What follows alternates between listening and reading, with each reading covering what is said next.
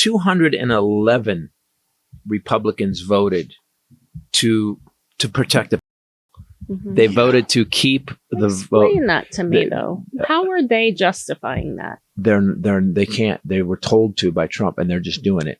So if I'm running against any Republican this year, do you realize that how bad of a candidate you're going to have to be as a Democrat to fuck this up? Yep. I mean, it's going to be. So you got 211 Republicans voted to protect to not release the Epstein files. Then you have Mike Johnson. So then someone threw up there's a rule in the Congress. Someone threw up a non-binding agreement rule or whatever it's called, where basically they had to force a vote before they left, before they went to recess. And Mike Johnson said, we're leaving early. Everybody out. Everybody out of the pool. Doors locked. Call on fire. Go fire. So explain this to me, right? So we talked last week that there was, I think it was Thomas Massey, right? It was the only person that voted against the release of withholding the Epstein files.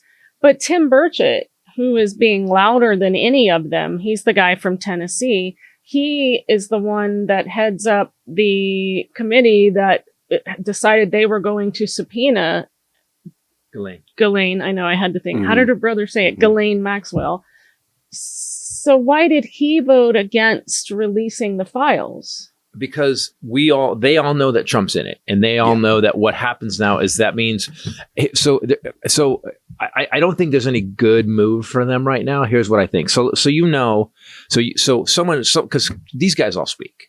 They don't give a shit about us, by the way. Obviously, so they all got together and were like, "Hey, man, he's all over this. No shit, no shit. He was friends with the guy for 15 years. Okay, so how do we get out of this? Well, if they release the files, here's what happens. Then it's proven. Then not only do these guys get busted for that they knew Trump was in the files, and it's out now, and they supported this guy as president, which is probably more damaging than some little midnight vote where they just voted not to release him. That would probably, if it comes out, it takes down the entire Republican Party, because for the last 12 years, Republicans have said that Democrats were pedophiles, and we now have pretty much, let's say it's not all circumstantial because Trump was sued, but we can pretty much say that the pedophiles are pretty much, well, the majority of them are on the Republican side. Can I just tell you this really quickly?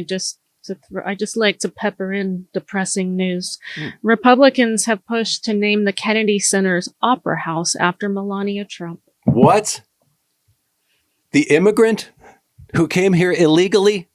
Hey, Einstein visa. That's what they said. Einstein the dog from Back to the Future. But this is the Republicans are protecting their party. They're protecting themselves because they're basically accomplices at this problem point. Is at one point when you lose Bannon, they're losing big guys. They're losing some guys that really back them up, and the problem with that is it's going to confuse the dummies. And they're like, wait, Bannon doesn't like you anymore. So, is it possible? And they said, well, he's maybe protecting everybody. And here's the news is obviously run by corporations now. There is no fucking news anymore. Yes. Today, Katie Tour, who said something. What did she say about that? She was hanging out with Rupert Murdoch. What exactly was this? She let that slip, and you guys know I can't stand her, and I think she's partially responsible 100%. For getting Trump reelected. Yeah. But just casually, she's on MSNBC, and she's talking about she was at some event. A bunch of journalists were there at a golf course. Rupert Murdoch was there, and she's kind of casually says, "Oh, Trump pulled me to the side to tell me how excited he was that Murdoch had agreed to have dinner with him that night." And then she moved on, and I thought, why would Trump pull you, the MSNBC reporter, to the side to tell you how happy he is about something? Mm-hmm. Like, how tight are you with Trump, Katie Tur? Well, remember she went to Mar-a-Lago too, and we were all like, what? Yeah, she can. And he is only transactional. So, of course, the judge has said that Trump motions to unseal the grand jury transcripts are inadequate. It's just a red herring. He files, you have to show reason, show cause why they should be unsealed. And of course, they didn't try very hard. And of course, they knew that it wasn't going to happen. So now he can say, oh, I tried. This is the grand jury stuff. So what but you can release the files. Did the ruling come down? Did the ruling come down? Oh, yeah, that happened already. So I thought that was, so basically it said, they said we can't release it. No. They said you can't release the grand jury files. You can release the Epstein files. And this is where what I don't understand is how they keep getting away with it. They control everything at this point. So yeah.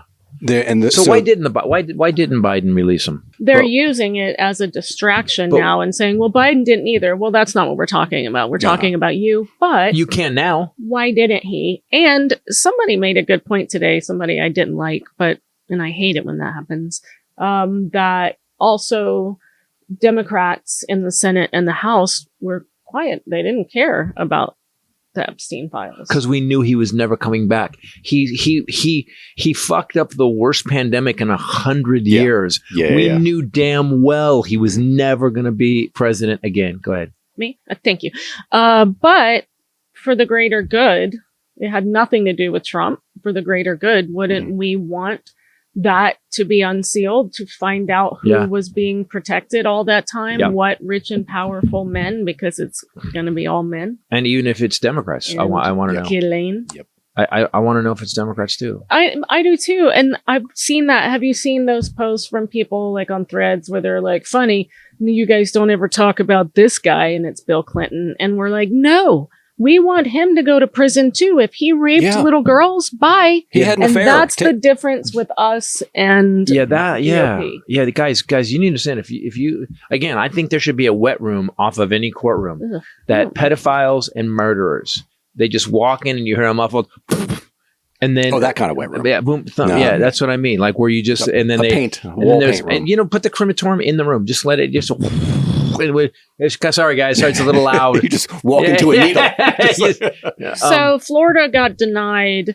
It looks like the New York judges gave DOJ a week to try again and said that Maxwell and victims can weigh in by August 5th on unsealing the New York stuff. So my question is this. Now, here's the creepiest thing. Here's the most mob shit I've heard. So they announced yesterday or the day before that someone from one of the committees is going to meet with Trump's ex-lawyer is going to go. It's Todd Blanche. Todd Blanche. His personal lawyer. His personal attorney is going to meet with Ghislaine Maxwell in prison.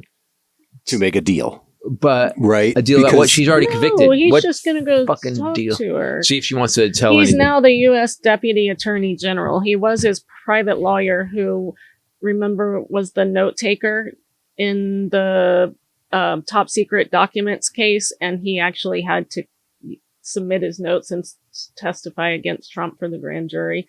But it's his personal attorney. You never send... It's like Trump himself or like JD Vance going in as like, Ghislaine, like the flood door, opens up and then like the biggest guy comes in, the mob boss comes in and goes, we're going to have a little talk. Yeah. So you want to make a deal. So they're thinking that she's going to ask going to get a pardon.